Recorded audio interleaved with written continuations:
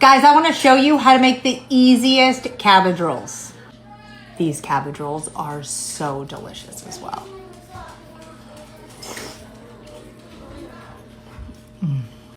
I'm not aiming to make a ton of cabbage rolls this time, so I'm just gonna use 2 cabbage, and I know that you can throw them in the freezer overnight and that makes it easier to peel. I didn't think of that until today, and I wanna make them right now. So I'm just gonna go ahead and take this core out. Just like that. Now we just gotta throw them into a big pot of boiling hot water. Now for my cabbage rolls, I like to do a mixture of ground beef as well as ground pork, but either one is completely fine. I've seen a lot of people use ground turkey as well. And today I'm using more hamburger than I am pork, and that is just because it's what I had on hand.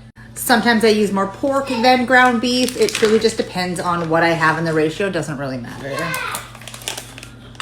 All right, this is one very large yellow onion.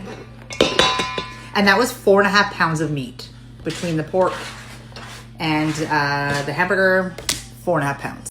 2 eggs, and that is because I have a lot of meat. And guys, this is just my way of making cabbage rolls. I like to keep everything really simple. This is not traditional by any means, okay? I'm adding a couple tablespoons of garlic. And the seasonings that I chose were completely at random, completely. I have some caramelized garlic. Can you tell I love garlic? It's probably one of my favorite things. Caramelized onion. I have some of this basil parmesan. Sounded good at the time when I grabbed it. And I have some of this Cajun with garlic and cayenne. This won't add any heat with all of this. It shouldn't even notice it. And I'm gonna add some thyme. This is a lot of filling. I'm just gonna use some jarred pasta sauce. I like adding some to my filling as well. Best mixing tools are your hands. So I'm gonna go ahead and just get this all together.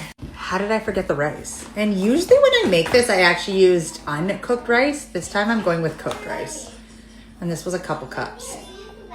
Ooh, it's hot. Just gonna peel our cabbage now. The size of these leaves. Just using this roasting pan.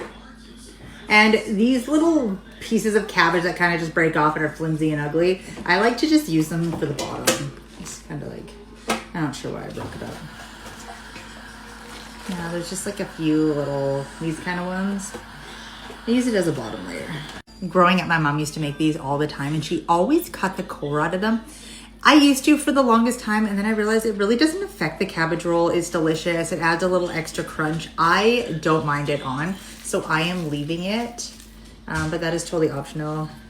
Some of these are going to be massive.